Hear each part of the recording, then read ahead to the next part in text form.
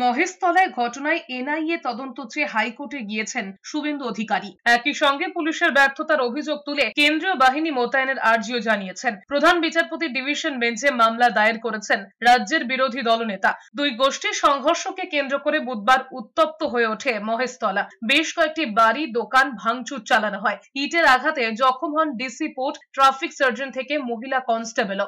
বুধবার রাতে রাজ্য পুলিশের ডিজি রাজীব কুমারের সঙ্গে দেখা করতে ভবানী ভবনে গিয়েছিলেন শুভেন্দু অধিকারী, কিন্তু ডিজি দেখা না করায় ক্ষোভে ফেটে পড়েন তিনি। সেখান থেকেই দাঁড়িয়েই মহেশতলায় আধা সেনা মোতায়েনের দাবি তুলেছেন শুভেন্দু অধিকারী। বিধানসভা অচল করার হুঙ্কারও দিয়েছিলেন।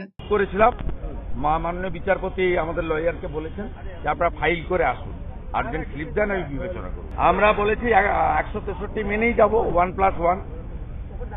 163 তো 4-এর ঊর্ধ্বে হলে বাধা পায়, 1+1 যেতে তো বাধা নেই।